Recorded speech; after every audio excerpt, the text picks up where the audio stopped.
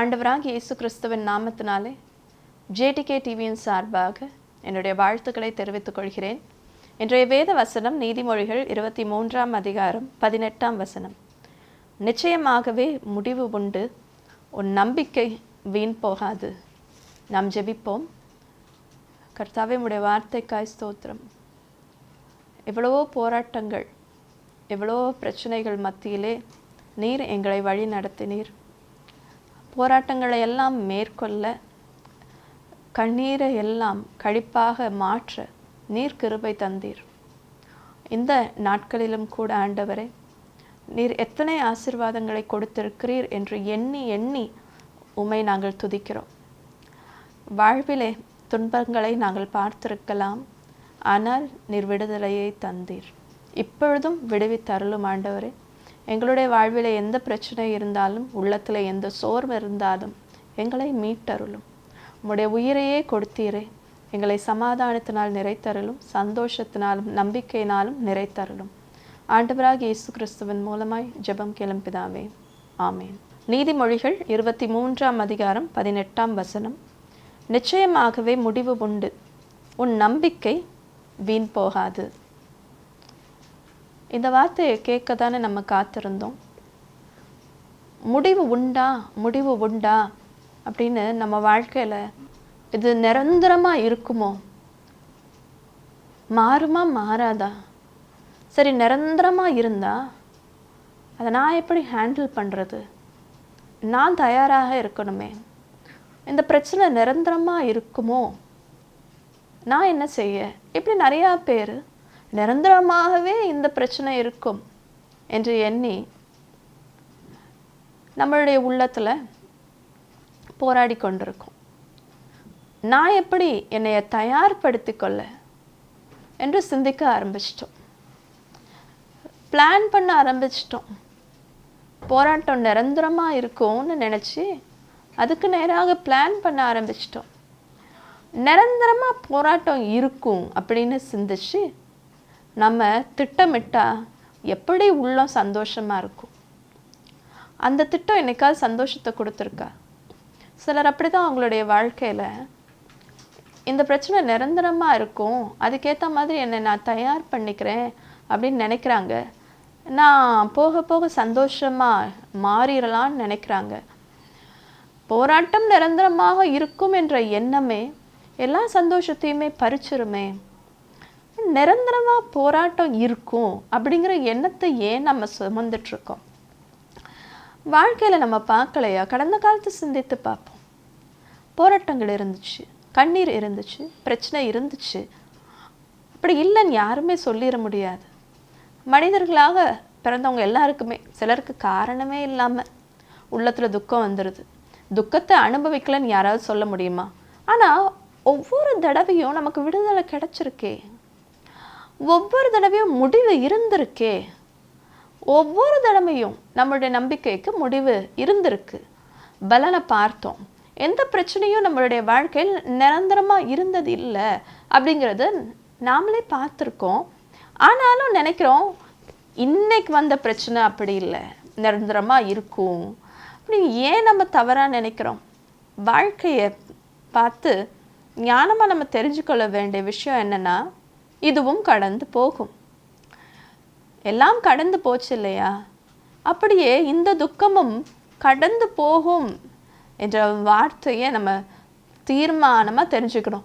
ஆண்டவருடைய வார்த்தையும் அதுதான், நம்மளுடைய வாழ்க்கையின் கடந்த அனுபவமும் அதுதான். ஏன்னா கடந்த நாட்கள்லையும் ஆண்டவருடைய வார்த்தை நம்மளுடைய வாழ்க்கையில் நடந்தது. அவருடைய வார்த்தை இதுதான். நீதிமொழிகள் 23ஆம் அதிகாரம் 18ஆம் வசனம். நிச்சயமாகவே முடிவு உண்டு, உன் நம்பிக்கை வீண் போகாது. நிச்சயமா, சந்தேகமே இல்லை. எதில் வேணாலும் சந்தேகம் இருக்கலாம். எனக்கு ஒரு பொருள் கிடைக்குமா கிடைக்காதா அப்படிங்கிற சந்தேகம் இருக்கலாம். இல்லை, இவர்கள் என்னை ஏற்றுக்கொள்வார்களா இல்லையான்ற சந்தேகம் இருக்கலாம். இப்படி எத்தனையோ சந்தேகங்கள் உலகத்தில் இருக்கலாம். ஆனால் நிச்சயமாகவே முடிவு உண்டு, உன் நம்பிக்கை வீண் போகாது அப்படிங்கிறதுல சந்தேகம் இருக்க வேண்டிய அவசியமே இல்லை. எல்லாவற்றுக்கும் நிச்சயமாகவே முடிவு இருந்திருக்கு இல்லையா? நம்ம வாழ்க்கையில் சிந்திச்சு தான் பார்ப்போமே, என்னது நிரந்தரமாக இருந்துச்சு? எல்லாமே கடந்து போச்சு இல்லையா? நம்ம அழுதுகிட்டே இருந்தது இல்லையே, அந்த கண்ணீர் மறைந்து போச்சு இல்லையா? அந்த கண்ணீர் களிப்பாக மாறுச்சு, மறந்துட்டோம். ஏன்னா நாம் இன்றைக்குள்ள சூழ்நிலையில் அப்படி அமிழ்ந்து போயிட்டோம், எல்லாத்தையும் மறந்துட்டோம், கடந்த காலத்தை மறந்துட்டோம். ஆண்டவர் எத்தனை தடவை கண்ணீரை துடைச்சார், எத்தனை தடவை இந்த கண்ணீர் எல்லாம் கழிப்பாக மாறுச்சுங்கிறதெல்லாம் மறந்துட்டோம். எத்தனை தடவை ஆண்டவர் இரட்டிப்பான ஆசீர்வாதத்தை கொடுத்தார் என்பதெல்லாம் மறந்துட்டோம். எதிர்காலத்தில் என்ன நடக்க போகுது, ஒரு முடிவு உண்டு, என்னுடைய நம்பிக்கை வீண் போகாது என்ற உண்மையெல்லாம் நம்ம மறந்துட்டோம். எபிரேயர் 11ஆம் அதிகாரத்தில் விசுவாச வீரர்களை குறித்து நம்ம பார்க்குறோம். அவங்க தன்னுடைய வாழ்க்கையின் அன்றைய சூழ்நிலையை எண்ணி பார்க்காம காணாத வாழ்க்கையை, காணாத கானானை எண்ணி எண்ணி பார்த்தார்கள் விசுவாச கண்களிலே என்று எழுதியிருக்கு. இன்றைய வாழ்க்கையை பார்க்கல, விசுவாச கண்களினால அவங்க இன்னும் அடையாததை அவர்கள் அடைந்து கொண்டார்கள். ஆபிரகாம் ஈசாக்கை பார்க்கல, ஆனால் ஈசாக்கை பெற்றுக்கொண்டார். ஈசாக்கு பிறக்கிறதுக்கு முன்னதாகவே ஈசாக்கை பெற்றுக்கொண்டார். அப்படிதான் இஸ்ரவேல் மக்கள் மத்தியில் யோசுவாவும் காலேபும் கானானை பார்க்கல, ஆனால் கானானை அவர்கள் அறிந்து கொண்டார்கள். அந்த வனாந்திரத்தில் இருக்கும் போது கூட அவங்க கானான் வாழ்க்கையை தான் அவங்க பார்த்தாங்க, கானானை தான் பெற்றுக்கொண்டார்கள். வனாந்திரத்திலே கானானிலே இருப்பதை போலத்தான் அவர்கள் உணர்ந்திருக்க வேண்டும். இப்படிதான் விசுவாச வீரர்கள் பார்க்காததை, கண்ணால் பார்க்காததை விசுவாச கண்களினால் பார்த்தார்கள். நம்மால் ஏன் பார்க்க முடியலை? ஏன்னா நம்ம இன்னைக்கு பார்க்குறோம், கண்களால் பார்க்கக்கூடிய காரியத்தை பார்த்து உள்ளத்தை அதில் நம்ம வச்சிடறோம். இதுதான் உண்மை அப்படி நம்ம நினைக்கிறோம். ஒருவேளை இன்றைக்கு இதுதான் உண்மையாக இருக்கும், ஆனால் நாளைக்கு இது உண்மையாக இருக்காது, நாளைக்கு இது நிஜமாக இருக்காது. அதைத்தான் நம்ம மறந்துடுறோம். இன்னைக்கு இந்த கண்ணீர், இந்த வார்த்தைகள், இந்த கடினமான சூழ்நிலை, இந்த பற்றாக்குறை இன்றைக்கு உண்மையாக இருக்கலாம். கண்முன்னா பார்க்குறேனே இது இல்லைன்னு எப்படி சொல்கிறீங்க நம்ம நினைக்கலாம். இன்னைக்கு உண்மையாக இருக்கலாம், ஆனால் நாளைக்கு இது உண்மை இல்லை, நாளைக்கு இது கடந்த காலமாக மாறிடும்.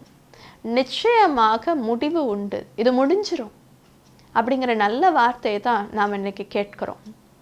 இது நிச்சயமாக முடிஞ்சிடும், முடிவு உண்டு, அதுதான் உண்மை. முடிவு இருக்காது அப்படிங்கிற சத்தியம் நமக்கு சந்தோஷத்தை கொடுக்கவே கொடுக்காது. எப்படி சந்தோஷமா இருக்கிறது? இதுக்கு முடிவே இருக்காது, இந்த துக்கத்துக்கு முடிவே இருக்காது அப்படிங்கிற நம்பிக்கை எப்படி சந்தோஷத்தை கொண்டு வரும்? ஆண்டவரும் அப்படி சொல்லலையே. எல்லாமே மாறும், எதுவும் நிரந்தரம் இல்லைன்னு தானே ஆண்டவருடைய வார்த்தையும் சொல்லியிருக்கு. நிரந்தரமாக இருக்கும். என்ன நிரந்தரமாக இருக்கும் இவ்வாழ்விலே? நாம பார்க்கலையா? சூழ்நிலைகள், எந்த சூழ்நிலைகள் நிரந்தரமாக இருந்திருக்கிறது நம்ம பார்க்கலையா? எல்லாமே கடந்து போனதை நம்ம பார்க்கலையா? ஆனாலும் இந்த கஷ்டம் மட்டும் நிரந்தரமாக இருக்கும்னு எப்படி நம்ம நினைக்க முடியும்? ஆண்டவரே சொல்லியிருக்கிறாரே, நிச்சயமாகவே முடிவு உண்டு, உன் நம்பிக்கை வீண் போகாது என்று. முடிவு உண்டு, என்னுடைய நம்பிக்கை வீண் போகாது. நான் என்னத்தை நம்புகிறேன் அப்படிங்கிறது ரொம்ப முக்கியம். ஏன்னா என்னுடைய நம்பிக்கை வீண் போகாது. இந்த துக்கம் நிரந்தரமாக இருக்கும் அப்படிங்கிறது என்னுடைய நம்பிக்கை இருந்தால் அது ரொம்ப ஆபத்தாக இருக்குமே. என்னுடைய நம்பிக்கை சரியானதாக இருக்கணும், என்னுடைய நம்பிக்கை நிஜமானதாக இருக்கணும். என்னுடைய நம்பிக்கை இது மாறும், இந்த துன்பம் மாறும் என்பதாக இருக்கணும். ஆண்டவர் உன்னுடைய விசுவாசத்தின்படி உனக்கு ஆக கடவுது என்றார். வார்த்தை கேட்க ரொம்ப இனிமையாக இருக்குது. என்னுடைய விசுவாசத்தின்படி எனக்கு ஆக கடவுது என்ற வார்த்தையை கேட்க இனிமையாக இருக்குது. ஆனால் நான் ஜாக்கிரதையாக இருக்கணும். என்னுடைய விசுவாசம் எப்படி இருக்கிறது என்பதிலே நான் ஜாக்கிரதையாக இருக்கணும். நான் எதை விரும்புகிறேனோ, எந்த நன்மையை விரும்புகிறேனோ அது என்னுடைய நம்பிக்கையாக இருக்கணும். நன்மையை நான் விரும்பணும் அப்படிங்கிறதே முதலாவதாக நம்ம கற்றுக் கொடுக்க வேண்டிய விஷயமா இருக்கு. நன்மையை விரும்பணும் அப்படின்னு கற்றுக் கொடுக்கணும் அப்படிங்கிறது நம்ம நினைப்போம் அது எதுக்கு கற்றுக் கொடுக்கணும், எல்லாரும் நன்மையை தானே விரும்புவாங்க அப்படி சாதாரணமாக சொல்லிடலாம். ஆனால் கொஞ்சம் மற்றவங்களுடைய அனுபவத்தெல்லாம் கேட்டு பார்த்தா, மற்ற உள்ளத்தெல்லாம் ஆராய்ஞ்சு பார்த்தா நிறையா பேர் நன்மையை விரும்பலை, நன்மையை எதிர்பார்க்கலை, அவ்வளவு நெகட்டிவாக இருக்காங்க. தீமை தான் நடக்கும் என்று வார்த்தைகளை சொல்கிறாங்க. தீமைதான் வரும் என்று எப்படி அப்படி சாதாரணமாக சொல்லிட முடியும்? ஆண்டவர் அப்படி சொல்லலையே, நன்மைகளை தருவேன் என்று சொல்லியிருக்கிறாரு. நாமே கற்றுக் கொடுக்குறோம் தீமை வரும், நாமே நினைக்கணும், நாமே நம்பணும் தீமை வந்துடும் என்ற நம்பிக்கை ரொம்ப ஆபத்தானது. அந்த விருப்பம் கூட ரொம்ப ஆபத்தானது. சிலர் தனக்கு நன்மைகள் நடக்க வேண்டும் என்று விரும்புவாங்க, மற்றவர்களுக்கு தீமை நடக்க வேண்டும் என்று விரும்புவாங்க.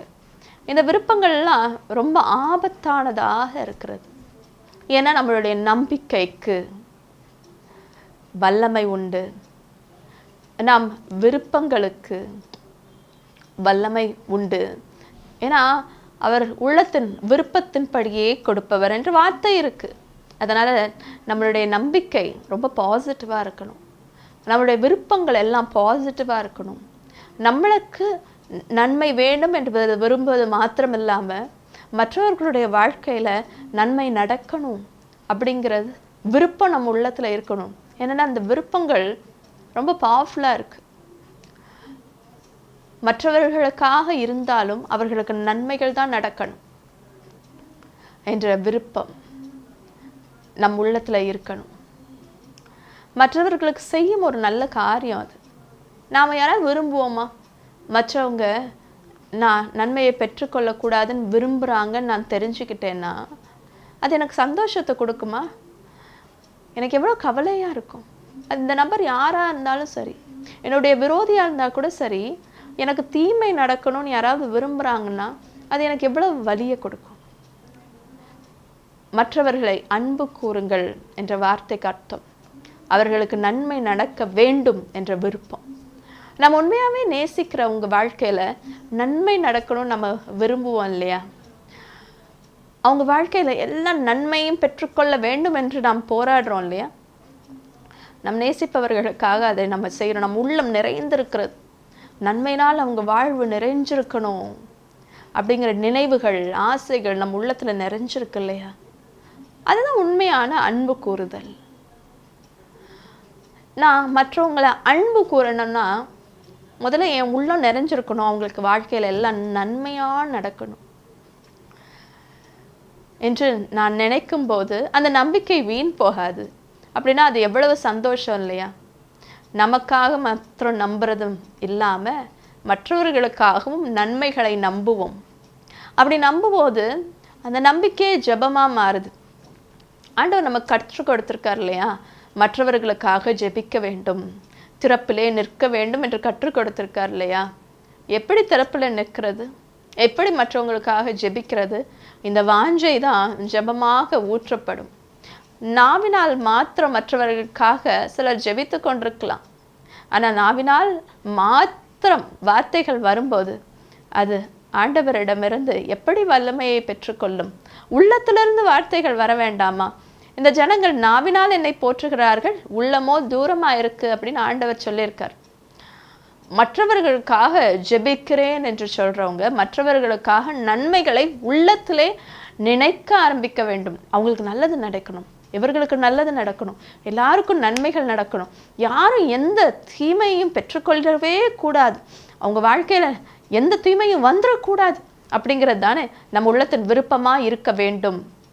அப்படிப்பட்ட விருப்பத்திற்கு நிச்சயமாக பதில் உண்டு. இப்படிப்பட்ட ஊழியம்தான், இப்படிப்பட்ட திறப்பின் ஜெபம்தான் ஆண்டவருடைய கண்களிலே ஏற்றுக்கொள்ளப்படுகிறது. இந்த ஜெபத்திற்கு நிச்சயமாக பதில் உண்டு, நிச்சயமாக வீண் போகாது. நம்ம வாழ்க்கைக்கு, நம்ம நம்பிக்கைக்கு மாத்திரமா ஆண்டவர் பதிலை கொடுக்கிறார். மற்றவர்களுக்காக நம்ம நம்பும் பொழுதும், மற்றவர்களுக்காக நாம் ஜெபிக்கும் பொழுதும் அவர்களுடைய சிறையிருப்பு மாறும். எவ்வளவு நன்மைகளை செய்யலாம் இல்லையா? விரும்புறதன் மூலமாக, நம்புறதன் மூலமாக எவ்வளோ பெரிய ஊழியங்களை செய்யலாம். பெரிய ஊழியத்தை செய்யணும் அப்படிங்கிற ஆசை நம்ம மனசில் இருக்குது. மிஷினரிகளைப் போல, இரத்த சாட்சிகளைப் போல, பெரிய காரியத்தெல்லாம் செய்யணும் அப்படிங்கிற விருப்பம் நம்ம மனசில் இருக்கு இல்லையா? மற்றவர்களுக்காக நம்புவோம். உன் நம்பிக்கை வீண் போகாது. இது பெரிய ஊழியமாக இருக்கும். அவர்களுடைய வாழ்க்கையில் பெரிய காரியங்களை அவங்க பெற்றுக்கொள்வாங்க. ஏன்னா நம் நம்பிக்கை வீண் போகாது. நம்ம நம்பிக்கை ரொம்ப முக்கியம். நான் எதை நம்புகிறேன்? மற்றவங்க வாழ்க்கையில் என்ன நடக்கும்னு நான் நம்புகிறேன். சமுதாயத்தில் என்ன நடக்கும்னு நான் நம்புகிறேன். உலகத்தில் என்ன நடக்கும்னு நான் நம்புகிறேன். இதெல்லாம் ரொம்ப முக்கியம். உலகத்தை பற்றி பேசும்போது சாதாரணமாக அழிவு வந்துரும்னு சொல்கிறோமே, எவ்வளோ ஜாக்கிரதையாக இருக்கணும். உலகத்தில் அழிவு வரணும் அப்படிங்கிறது நம்ம விருப்பமாக இல்லை இல்லையா? எல்லாரும் நிம்மதியாக சந்தோஷமாக ஆண்டவரை ஏற்றுக்கொண்டு நன்மையான வாழ்க்கையை பெற்றுக்கொள்ள வேண்டும் என்பது தானே விருப்பமாக இருக்கணும். அந்த நம்பிக்கை தானே வல்லமையான நம்பிக்கையாக இருக்கும். அந்த நம்பிக்கை தானே நன்மையை பெற்றுக்கொள்ளும். சில நேரத்தில் சமுதாயத்தை பற்றி பேசும்போது, தலைவர்களை பற்றி பேசும்பொழுது எவ்வளவா குறைய சொல்லிடுறோம், எவ்வளவா நன்மைகள் நடக்காது என்று சாபமிடுவது போல கூட நம்ம பேசியிருக்கோம். எவ்வளவு ஜாக்கிரதையாக இருக்கணும். நம் நம்பிக்கையை கொண்டு நம் நம்பிக்கை வீண் போகாது. தேசத்தினர்களை குறித்து நாம் எண்ணும் போதும் நன்மைகளை நம்புவோம். தலைவர்களை குறித்து எண்ணும் போது, ரட்சிக்கப்படாதவர்களை குறித்து எண்ணும் போது நாம் நன்மைகளை நம்புவோம். ஏன்னா நம் நம்பிக்கை வீண் போகாது. மற்றவர்களை குறித்து எண்ணும் போது சில நேரத்தில் எண்ணம் எவ்வளோ பிட்டராக இருக்குது, எவ்வளோ கசப்பாக இருக்கு இல்லையா? அந்த எண்ணம்லாம் ஜாக்கிரதையாக இருக்க வேண்டும். மற்றவர்களுடைய வாழ்க்கை நன்மையால் நிறைந்திருக்க வேண்டுமே என்ற தாகம் உள்ளத்தில் இருந்தால் நம்ம உள்ளமும் சந்தோஷமாக இருக்கும். வெறுப்பை சுமந்துட்டு இருக்கும் போது நம்மளுடைய உள்ளம் அவ்வளவா வேதனைப்படுது.